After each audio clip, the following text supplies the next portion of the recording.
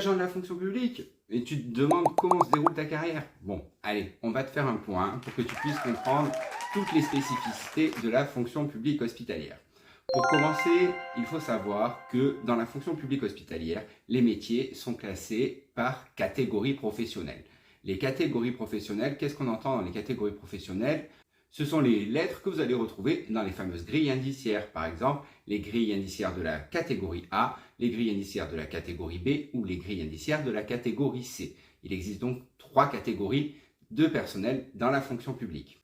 La catégorie A se compose principalement des métiers dits de haute spécificité. On y trouve par exemple les cadres de santé, les infirmiers en soins généraux et depuis les revalorisations Ségur, les manipulateurs en électroradiologie. La liste n'est pas exhaustive. La catégorie B, quant à elle, se compose principalement des aides-soignants depuis les revalorisations Ségur, des infirmiers en voie d'extinction, des auxiliaires QR et des AME. La catégorie C, quant à elle, prend en compte les métiers techniques et inhérents aux soins, comme par exemple les agents de service hospitalier, les agents d'entretien qualifiés ou les ouvriers, ainsi que les administratifs. Maintenant que tu sais à quoi correspondent les 3 catégories de la fonction publique, il faut savoir qu'à l'intérieur de ces catégories, on trouve différents métiers que l'on appelle des corps. Par exemple, un infirmier appartient au corps des infirmiers, un aide-soignant appartient au corps des aides-soignants, ainsi de suite. À l'intérieur de ce corps, on trouve plusieurs catégories de grades, c'est-à-dire que vous avez en général le grade de base et le grade supérieur, pour la plupart des cas. Ce grade supérieur peut changer de nom selon les réformes. Par exemple, pour les aides-soignants, on ne dit plus classe supérieure, on dit classe principale. Et pour les infirmiers, on ne dit pas classe supérieure, on dit premier, deuxième grade, troisième grade. Et évidemment, ces grades conditionnent la rémunération des agents. Un agent en classe normale sera moins rémunéré qu'un agent en classe supérieure. Ce sont principalement les statuts de chaque corps qui régissent les conditions d'accès à la classe supérieure au sein d'un grade. Par exemple, pour accéder au grade supérieur dans une catégorie C, il faut justifier d'avoir atteint au moins le 5e échelon de votre grille. Pour les aides-soignants qui sont dorénavant en catégorie B, les mêmes conditions s'appliquent. Avoir atteint au moins le 5e échelon ou justifier de 5 ans d'ancienneté dans un grade de la catégorie B. Pour les infirmiers, d'autres spécificités. Pour les métiers administratifs, d'autres spécificités. Comme on vous a dit, chaque corps a un texte réglementaire qui régit ses conditions d'accès au grade supérieur. Pour toute question, vous pouvez évidemment nous contacter pour savoir comment accéder au grade supérieur dans votre grade. Pour ceux qui ont déjà un petit peu regardé les grilles, les grilles qu'on vous distribue suite aux revalorisations, on y trouve effectivement la catégorie, donc A, B ou C. On y trouve différents corps, les infirmiers, les aides-soignants, les auxiliaires QR, les administratifs, les techniques, mais on y trouve aussi des échelons. Effectivement, votre grille indiciaire étale votre rémunération, qui se calcule, elle, sur un indice majoré, puisque l'indice majoré sert à calculer votre salaire net. Vous trouverez donc au sein d'une catégorie, on va prendre l'exemple de la catégorie C, un premier échelon. En face de cet échelon, vous avez les conditions d'ancienneté et en dessous, à côté de ces conditions d'ancienneté, vous trouverez l'indice majoré et la rémunération afférente. Les échelons, quant à eux, sont automatiques. C'est-à-dire que lorsque vous êtes titulaire de votre grade, vous êtes donc rémunéré sur la grille indiciaire de la fonction publique hospitalière. Votre carrière va se dérouler de manière linéaire et automatique. C'est-à-dire que lorsque vous êtes dans le premier échelon, à titre d'exemple d'une catégorie C, c'est 1 an dans le premier échelon. Au bout d'1 an, vous allez passer à l'échelon 2. Petit problème, les dernières réformes, on l'a vu, sur les grilles indiciaires des catégories C, ont fusionné les mêmes indices pour les 7 premiers échelons. La carrière ne bouge donc pas pour ces gens. C'est pourquoi Sud continue à se battre pour un déroulé de carrière linéaire qui prend en compte votre ancienneté et votre carrière. Dans le pratico-pratique, lorsque vous avez atteint la date anniversaire de votre prise de dernier échelon et que vous avez rempli les conditions d'ancienneté pour passer à l'échelon supérieur, vous recevrez donc un courrier de la direction vous informant de cette décision. Bon, ok, j'ai compris comment ma carrière évolue en fonction de mon échelon. Par contre, comment ça se passe pour passer au grade supérieur? Bon, autant la prise d'échelon se fait de manière automatique dans la carrière d'un fonctionnaire, autant ce n'est pas pareil pour la prise de grade. Effectivement, il faut savoir que dans les textes réglementaires, la prise de grade n'est pas obligatoire. Nous avons chaque année un texte officiel sous forme d'arrêté qui est publié au journal officiel et qui nous donne des taux indicatifs à appliquer de promotion pour chaque catégorie professionnelle.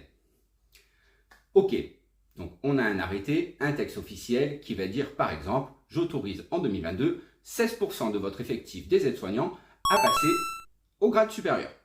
Sachez tout de même que ces promotions ne sont pas obligatoires. La direction n'est pas obligée de les réaliser. C'est là où votre syndicat prend toute sa place pour imposer à nos directions la tenue des fameuses CAPL pour les avancements, les commissions administratives paritaires locales. Celles pourquoi vous votez aux élections professionnelles. Depuis la réforme de 2021, les CAPL ne sont plus automatiquement consultés sur les avancements. Par contre, nous avons entamé sur Brignoles et le Luc un travail avec la direction pour acter des critères automatiques. C'est-à-dire que nous avons tous les agents de Brignoles et du Luc par catégorie professionnelle au sein d'un même tableau avec tous les critères que nous avons actés. Il faut savoir que localement, nous avons acté principalement en critères 2 points pour l'ancienneté dans le grade, 2 points sur l'absentéisme avec quelques dérogations à l'absentéisme, par exemple l'accident de travail, appelé désormais CITIS, le congé longue maladie et le congé longue durée, principalement n'ont pas d'impact et ne comptent pas pour l'absentéisme. Donc si on fait le résumé, compte pour l'absentéisme la maladie ordinaire. Vient ensuite sur 2 points également le critère de la valeur professionnelle, ce que l'on avait anciennement sous forme de note administrative. Pour 2022, l'absence de texte de réforme de notre prime impose aux directions de maintenir la note. Le texte est clair, il s'agit simplement de reproduire ce que nous avons fait en 2021, c'est-à-dire 0,25 points pour tous les agents. Vient ensuite le critère de l'investissement qui, lui, s'évalue dans votre entretien professionnel annuel en sachant si vous êtes référent ou que vous participez à des groupes de travail. On entend groupe de travail, des groupes de travail institutionnels, comme par exemple le CREX, le comité de retour d'expérience, ou le CLIN, ou la CESMIRT, etc. Il s'agit également d'être référent sur un domaine précis au sein de votre service, et ce critère s'évalue donc sur 2 points. Nous avons enfin le dernier critère que nous avons réussi à obtenir pour reconnaître la carrière des agents, c'est le point pour la retraite. Ce point est attribué aux agents lorsqu'ils partent en retraite dans l'année civile, à condition d'avoir fait dans les 6 mois leur dossier de départ en retraite. Ce point est donc attribué automatiquement à tous les agents qui ont fait une demande de départ en retraite. Votre total de points arrive donc sur 8 points. Au regard des critères, Sud a établi un tableau automatique qui est précis jusqu'au 8e chiffre après la virgule, pour vous dire quand même. Il faut dire que départager 1100 agents lorsqu'il s'agit d'avancement, vous avez plutôt intérêt à être précis. D'ailleurs, bonne nouvelle, le 29 septembre, le texte encadrant le taux de promotion pour chaque catégorie professionnelle a enfin été publié au journal officiel. Nous avons donc sollicité notre directeur des ressources humaines, Monsieur Dépêche, pour activer l'avancement de grade de tous nos agents sur la structure. L'avancement de grade sur le CHIBLL représente environ 9 000 € d'avancement pour les agents. Un combat qu'on ne lâche pas chez Sud. Nous rencontrerons bientôt la direction avec les tableaux réactualisés et les données de l'année 2021 sur les critères établis afin de vérifier la bonne application de tous les critères et les propositions au tableau d'avancement des agents à promouvoir dans chaque catégorie professionnelle.